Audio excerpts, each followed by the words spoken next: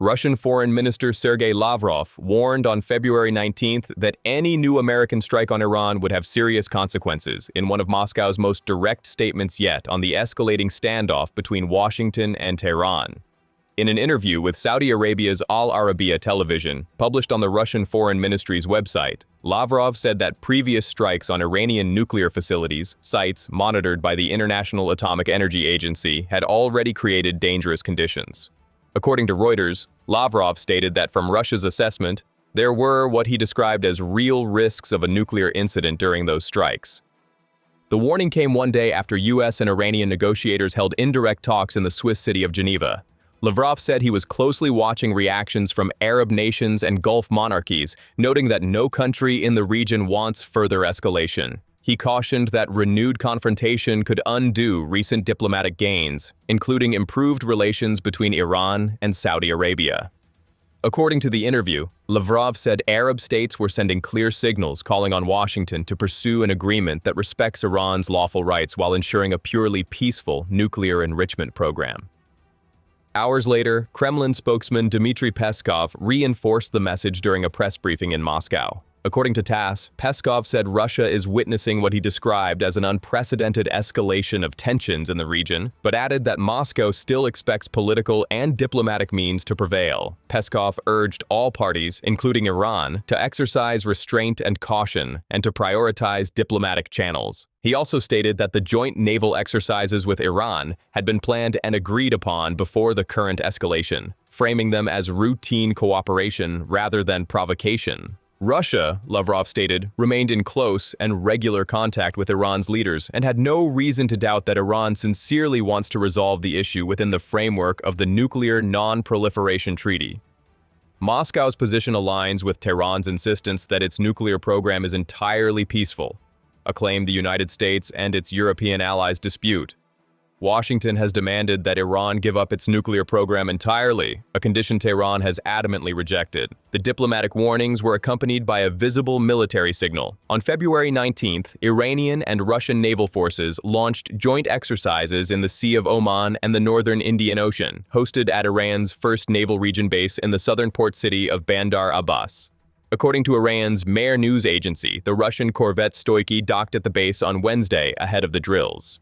Rear Admiral Hassan Maghsoodloo, spokesperson for the exercises, told reporters that the primary objective was to enhance maritime security and deepen coordination in combined naval operations. According to Iranian state media, the main exercise involved a simulated rescue of a hijacked commercial vessel after emergency signals were transmitted to the Bandar Abbas Maritime Rescue Coordination Center. An SH-3 helicopter belonging to the Iranian Navy and a Bell 412 helicopter operated by the IRGC Navy conducted aerial reconnaissance. Iran's Alvan destroyer, the command ship of the exercise, dispatched combat vessels to intercept the target. According to Press TV, Iranian and Russian special forces then carried out a combined heliborne and surface assault, boarding the vessel and neutralizing the simulated threat. According to Press TV, the drills involved a range of Iranian and Russian naval units and platforms. Iran deployed the Alvan destroyer, the Nazi and Khanjar missile launching vessels, special operations teams, and assault boats from both the regular Navy and the IRGC. Russia contributed the Stoikiy alongside its embarked units.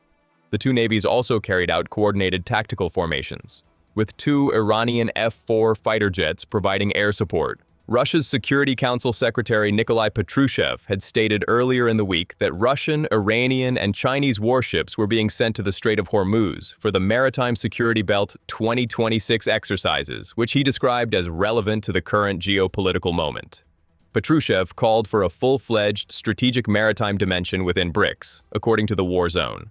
Captain First Rank Alexei Sergeyev, commander of the Russian naval group, told The Telegraph that the level of cooperation between Moscow and Tehran showed they could jointly manage maritime challenges. Chinese warships were also reportedly heading to the area, according to IRNA, though it remained unclear whether they would participate in Thursday's exercises. Iran's Navy commander Rear Admiral Shahram Irani issued his own warning on Wednesday. According to Mehr news agency, Admiral Irani said the Islamic Republic has faced threats, propaganda, and foreign naval deployments for 47 years, and that the presence of extra-regional military fleets in West Asia is unjustified. He warned that if those fleets believe they have entered the region with power, the Iranian people will confront them with even greater strength. He described Iran's faith and missile capabilities as the country's deterrent weapons against any enemy. The presence of Russian and Chinese warships near Bandar Abbas introduces strategic complexity for Washington, according to defense analysts cited by the War Zone. The port city is a major hub of Iranian naval activity and could be considered a target in any potential U.S. military operation, according to the analysts. Having allied warships in the same waters could complicate targeting decisions and increase the risk of miscalculation. Retired U.S. Army General Joseph Votel, former CENTCOM commander, told the War Zone that the timing makes the drills appear more provocative, though he viewed them primarily as a form of great power competition. In a separate development, the Times of London reported on February 19th that Britain has not granted Washington permission to use the Diego Garcia military base, or RAF Fairford in Gloucestershire, for potential strikes against Iran. Under long-standing bilateral agreements, U.S. forces require British approval before launching offensive operations from UK territory.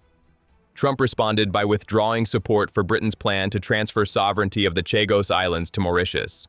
In a post on Truth Social, he described the deal as a big mistake and warned that Diego Garcia and RAF Fairford could become necessary if diplomacy with Iran fails, according to Bloomberg.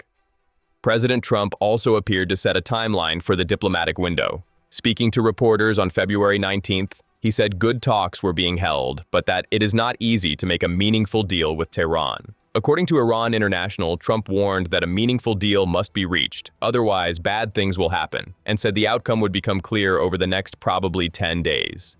He emphasized that the key issue is eliminating Iran's nuclear potential, claiming that Iran would have had a nuclear weapon within 1 month. The military dimension of the standoff continues to intensify. The USS Abraham Lincoln Carrier Strike Group has been positioned in the Arabian Sea since late January, while the USS Gerald R. Ford is reportedly making its way toward the eastern Mediterranean and could arrive as soon as this weekend, according to The National. U.S. Air Force assets, including refueling tankers and fighter aircraft, are also being repositioned closer to the Middle East. CNN reported on February 18th that the U.S. military could be prepared to strike Iran as early as this weekend, though Trump has not yet made a final decision. The diplomatic track has produced incremental progress without a breakthrough. Iranian Foreign Minister Abbas Araghchi told the cabinet on Wednesday that the two sides had agreed on a set of guiding principles and would begin drafting texts of a possible framework. According to Al Jazeera, Araghchi described the atmosphere as more constructive than the first round held in Oman on February 6th. U.S. Vice President J.D. Vance said Iran had not yet acknowledged what he called Trump's red lines on enrichment, ballistic missiles, and support for regional armed groups. From Moscow's perspective, according to analysts, the combination of Lavrov's public warning, Peskov's characterization of the crisis as unprecedented, and the visible naval presence in Iranian waters represents a coordinated signal to Washington. Russia is not explicitly threatening military intervention, but it is making clear that any escalation would carry consequences beyond the immediate theater of operations. With American military assets converging, diplomatic timelines narrowing, and joint drills underway off Iran's southern coast, the standoff in the Persian Gulf has entered what some analysts now describe